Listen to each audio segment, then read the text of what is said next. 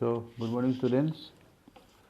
The last class I have completed up to question number 12, but question number 12 को हम again repeat करेंगे. Repeat इसलिए करेंगे क्योंकि वो तो हो गया था, लेकिन उसको हम लोग जैसे कि हम लोग जो फॉर्मूला यूज़ किया है, तो अकॉर्डिंग टू दैट फॉर्मूला हम लोग जाएंगे. तो कैसे जाएंगे, ठीक है. तो एक्चुअली ये हम लोग ये जो क्वेश्चन नंबर 12 है, तो 12 में हमको दिया है a die is tossed thrice ना. Die is tossed thrice. तो यहाँ में हम लोग जो हम लोग का प्रॉपर्टी है उसको अप्लाई करेंगे तो कैसे होगा. तो हम लोग जब 3 बार टॉस किया है तो हमको निकालना है probability of getting an odd number at least once. At least once का मतलब हम लोग इसमें 3 इवेंट्स लेना होगा. तो हम लोग फर्स्ट इवेंट ले सकते हैं a getting here in the first row, getting an odd number, first toss,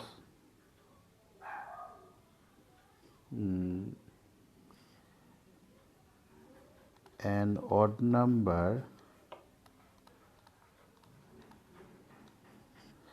इसको एक काम करते हैं, इसको थोड़ा सा शॉर्टकट में लिखते हैं. गेटिंग ऑड लिख देते हैं ना. Getting odd in first toss, then B getting odd in second toss. Actually ये सब सेम ही इवेंट है, तो हम उसको फॉर्मूला यूज़ करने के लिए ऐसे किया है, getting odd in third toss. ठीक है. लेकिन ये तीनों इवेंट इंडिपेंडेंट है क्योंकि देयर विथ रिप्लेसमेंट हो रहा है. First toss, second toss, third toss, they are all with replacement. तो अभी हम लोग को निकालना क्या है, probability of getting an odd number at least once. Getting an odd number at least once. तो एटलीस्ट वंस का मतलब है कि इसमें getting once, getting twice, getting thrice सब आएगा ना, मतलब यूनियन होगा. A union B union C में क्या आएगा, सब आएगा, जिसमें हमको मिनिमम एक और नंबर मिलेगा. But you know that this three events are independent because they are done, this experiments are done with replacement. So you can write by the formula of independent. तो इंडिपेंडेंट होगा तो हम लोग इसे लिख सकते हैं 1 minus probability of A dash, probability of B dash, then probability of C dash. तो just the use of this formula, ये फार्मूला का यूज़ दिखाने के लिए हम क्वेश्चन को अगेन इसको रिपीट किया. लेकिन वो तो हम पहला प्रोसेस से भी कर सकते हो और ये प्रोसेस से भी कर सकते हो. ए डैश मतलब व्हाट, ये मतलब getting odd in first toss. तो ए डैश क्या होगा, नॉट गेटिंग ऑड, इसका मतलब गेटिंग इवन. तो गेटिंग इवन क्या होगा, 3/6. सेकेंड में भी सेम ही होगा क्योंकि every toss are independent, so it will remain same. So it will have 2, 2, 2. So the finally the answer is 7/8. So that's what the answer for question number 12. तो दोनों process ही apply कर सकते हो. हम जस्ट प्रोसेस को जानने के लिए क्वेश्चन को रिपीट किया. Okay, now go for question number 13. तो 13 इसमें हमको बोला है कि the 2 balls are drawn with replacement from a box containing 10 black and 8 red balls.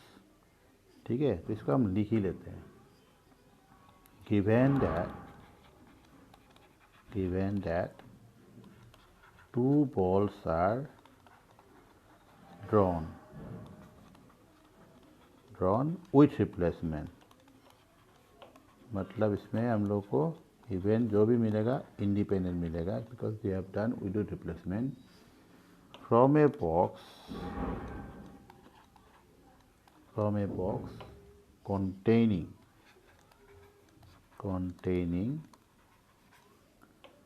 10 black and 8 red balls.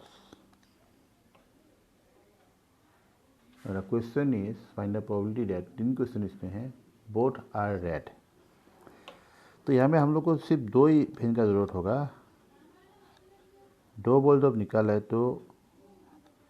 तो कोई भी बॉल ब्लैक होगा, गेटिंग ब्लैक.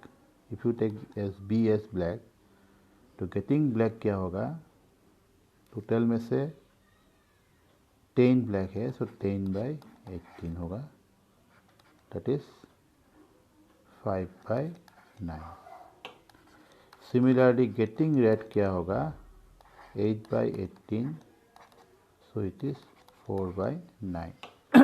तो question 1, both are red. Probability of getting both red. Very simple. तो both red का मतलब है कि red red ऐसा होगा, फर्स्ट रेड सेकेंड रेड.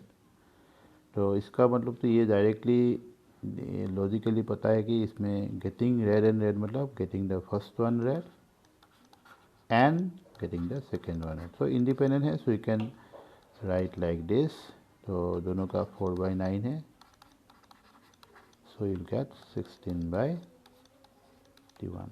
बहुत सिंपल क्वेश्चन है. उसके बाद क्वेश्चन नंबर 2 में जाएगा. तो इसमें 3 क्वेश्चन है. और the getting first black second red मतलब getting the first black and second red. तो सेकेंड रेड मतलब it will like be are, first black second red होगा. तो इसमें भी सेम होगा, getting black into getting red. तो गेटिंग ब्लैक का हो गया 5/9, गेटिंग रेड का हो गया 4/9. So finally 20/81. Then third question दिया है, probability of getting 1 black and 1 red. 1 black and 1 red. इसका मतलब ब्लैक रेड कहीं भी मिले, मतलब एक ब्लैक मिल रहा है और एक मिल रहा है. तो इसका मतलब इसमें हम लोग को getting first black second red और getting first red second red दोनों को लेना होगा. और दोनों का प्रोबेबिलिटी सेम ही होगा क्योंकि इंडिपेंडेंट इवेंट है. You can just go by product as this one. B R का जो होगा आर बी का भी सेम होगा. So you will have 40/81. So that's all this question. लेकिन इसके बाद जो नेक्स्ट क्वेश्चन है, दैट्स एन इम्पोर्टेंट क्वेश्चन. ऐसे क्वेश्चन आते रहते हैं. इसमें हमको दिया है कि probability of solving a specific problem independently by 2 students A and B are given as half and 1/3. Then if both try to solve the problem independently find the probability that. इसमें 2 question है, problem is solve, first question. Second one, probability that exactly all of them solve the problem. Okay, let's go for the question first. इसमें हम लोग को पहले ये जानना है कि हमको ये जानना है कि इसमें हम लोग ऐसे मान लेगा कि हम लोग 2 इवेंट ले लेना होगा. मतलब जैसे मान लो A as solve by A.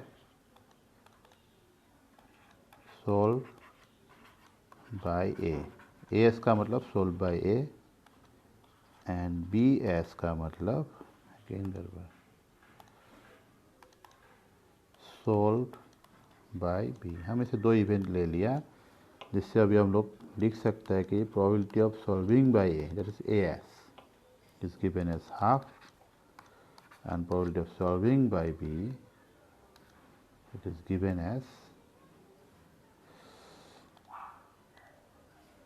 solving by b it is given as 1/3.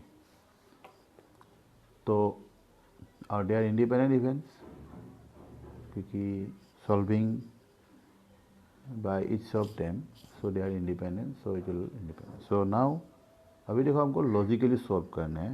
First question जो दिया है, probability that the problem is solved. What is the probability that the problem is solved? तो प्रॉब्लम इज सॉल्व का मतलब तुम logically सोचो कि problem कब सॉल्व होगा. तो सॉल्व कब होगा? If it is solve by A और बाय बी और बाय बोथ. इसका मतलब यहाँ में हम लोग का आएगा union. Either it is solve by A और बाय बी और बाय बोथ. तो ये होगा यूनियन. और इंडिपेंडेंट इवन है तो यूनियन का हम लोग क्या लिख सकते हैं? 1 minus probability of A as dash into probability of B as dash. तो ये हम डायरेक्ट फार्मूला यूज़ कर सकते हैं. तो इससे जाएगा तो ए एस डैश का मतलब complement of A as is half. B as dash मतलब कॉम्प्लीमेंट ऑफ बी एस कितना होगा? 1/3 है तो उसका 2/3 हो जाएगा ना. So cancel it. So finally get 2/3. तो this is question 1. Then question 2 में देखो probability that exactly one solves the problem. What is the probability that exactly one solves the problem? Exactly one का मतलब होगा कि maybe that it is solved by only A or solved by only B. इसका मतलब ऐसा होगा कि solved ऐसा हो सकता है कि solved only by A और का मतलब इसमें प्लस हो जाएगा और solved only by B. तो only by A का मतलब होगा कि सिर्फ A ही सॉल्व किया है. A सॉल्व किया मतलब A as and not solve by B. इसका मतलब एन बी एस डैश. तो ये होगा ओनली बाय ए क्योंकि सिर्फ ए किया है बी नहीं किया है. इसलिए बी एस डैश लेना पड़ेगा so that it is not solve by B but solve by A. Similarly in this case not solve by A but solve by B. तो इसका लॉजिक क्लियर होना है. लॉजिक क्लियर होने से question एकदम easy है. But now they are independent events, so you can write them as product. हम उसको प्रोडक्ट में लिख सकते हैं. Okay, now you can just take their sum. तो क्या होगा? Probability of AS मतलब half. Not solved by B मतलब 2/3. Not solved by B. Then not solved by A and solved by B. So it is what? 2 plus 1, 3/6. So it is 1/2.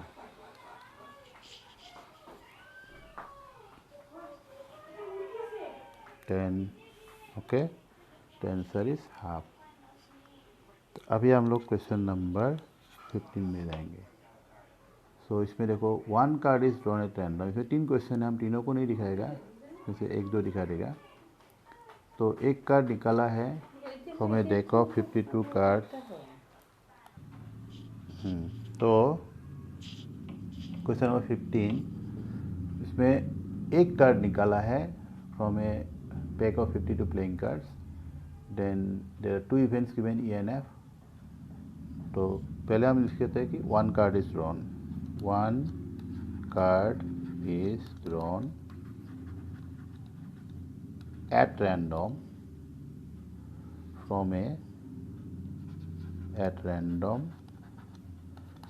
from a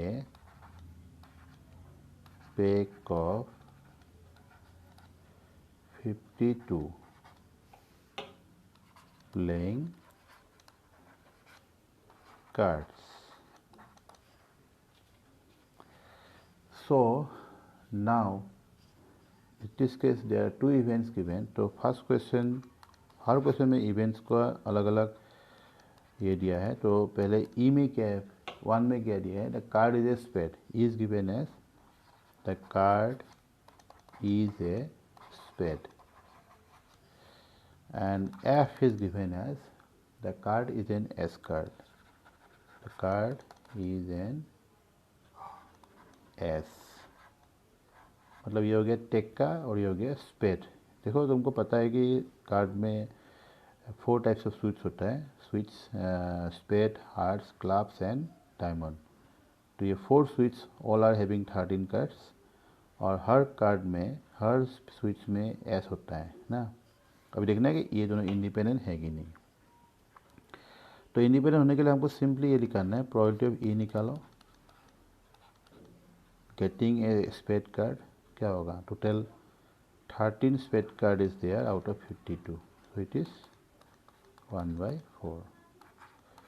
तो what about probability of getting an ace card, ace card मतलब total 4 ace card है out of 52 ace cards, तो ये 1/13।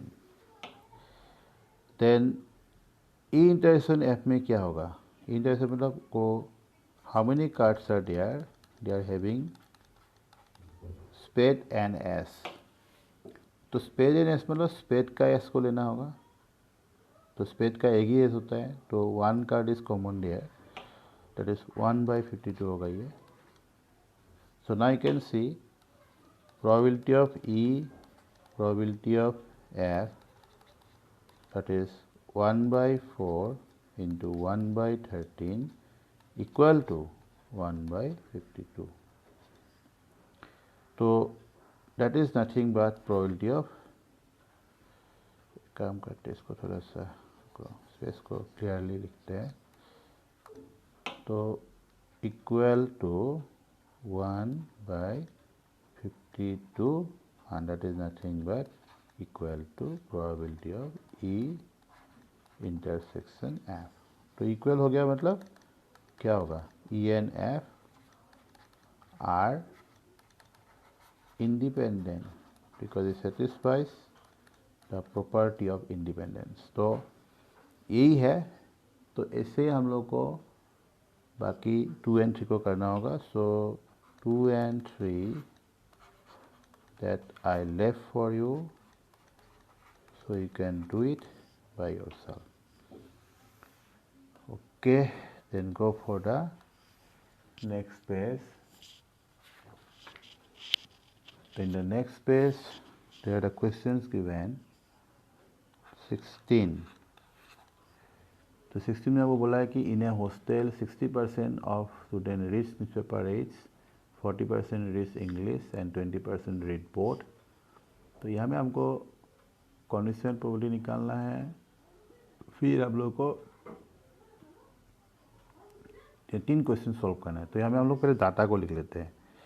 तो इसके लिए हम लोग एज्यूम करना होगा एज का मतलब है कि द स्टूडेंट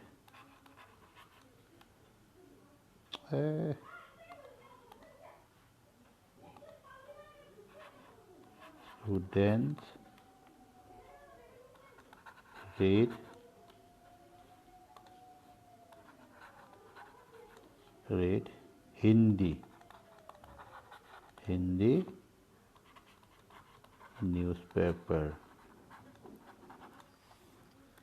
ई का मतलब that students read English newspaper,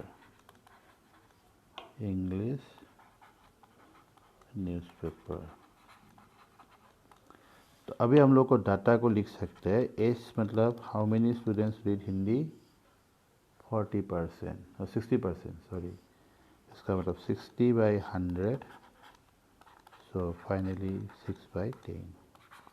how many read English, 40%, तो 40/100, so it is 4/10। then how many read both, so 20%, so it is 20/100। so this is all given। now you have to solve some questions। तो questions देखो, इसमें axis तो हम लोग निकाल लेने से अच्छा होगा, क्योंकि इंटरसेक्शन मिल गया, बाकी मिल गया, सो यूनियन को भी निकाल लेते हैं, क्योंकि यूनियन शायद हम लोग को बाकी क्वेश्चन में ज़रूरत होगा। तो इसीलिए so I want to go for the Indian day. So PH का मतलब है कि 6/10 4/10 minus 2/10, so कितना होगा? ऑब्वियसली 8/10। अभी फिलहाल उसको 8/10 ही रख देते हैं क्योंकि कैलकुलेशन का हेल्प हो सकते हैं। So now go for the question 1। Question 1 में बोला है कि probability that the student selected reads neither Hindi nor English. Probability that the student reads neither Hindi nor English. इसका मतलब नाइदर हिंदी मतलब is this intersection is as. तो इसको हम लोग को पता है कि there is a formula that is called De Morgan's law where A union B complement is equal to A complement intersection B complement. तभी हम उसको लिख सकते हैं 1 minus probability of H union E। तो H यूनियन E तो हमको मिला हुआ है 8/10, so you will get there 2/10, so you will get there 1/5. तो दिस इज A। तो बाकी question B and C same ही है, जस्ट हम B को कर देंगे तो शायद तुम लोग C को कर सकेगा। देखो इसमें क्या दिया है, find the probability that C reads English if she reads Hindi. इसका मतलब इफ जो बोला है वो गिवन है और प्रोबेबिलिटी जिसका निकालना है वो फर्स्ट इवेंट होगा और जिसको इफ में दिया है वो सेकेंड इवेंट मतलब वो गिवन होगा। तो इसका मतलब हमको निकालना है इसमें probability that C reads English given that C reads Hindi ना। मतलब ऐसा है probability that C reads English given that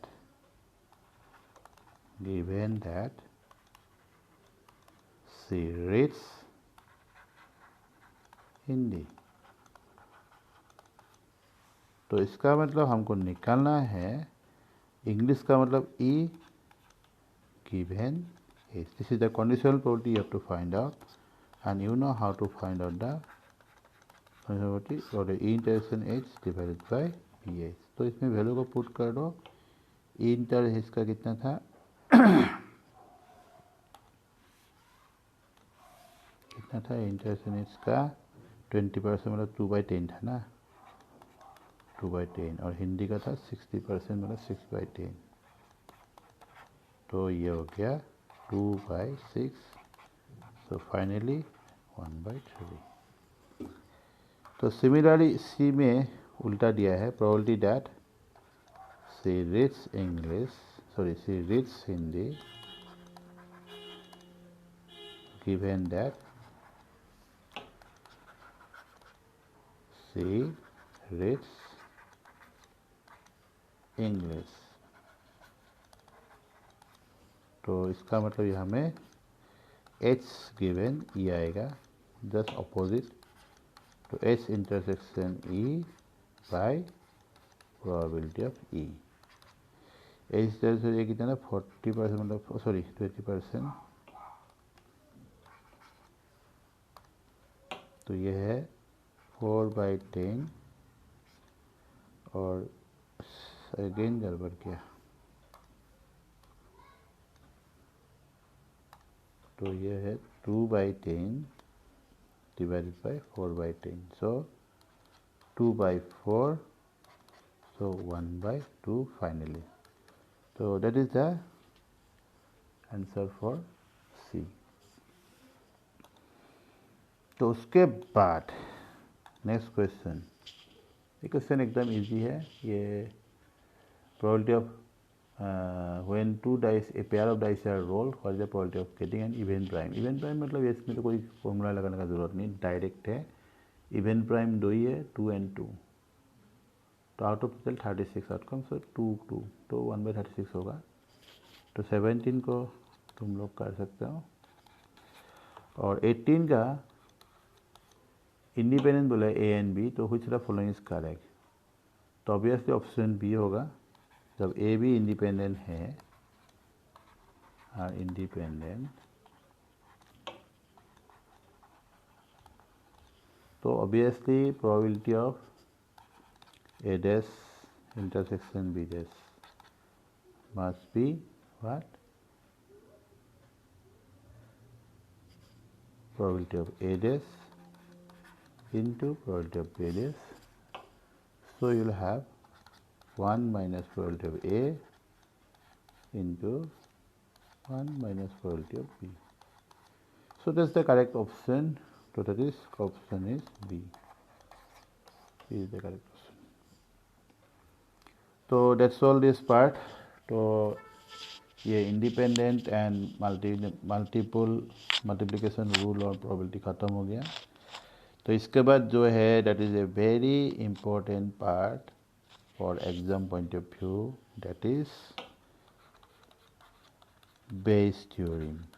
तो इसको थोड़ा सा तुम लोग इम्पोर्टेंस देना है, क्योंकि ये स्टार्टिंग में थोड़ा डिफ़िकल्टी लगता है, क्योंकि इसमें क्या होता है कि दो ही सिर्फ थ्योरम है. One is called Bayes theorem, mainly ये है.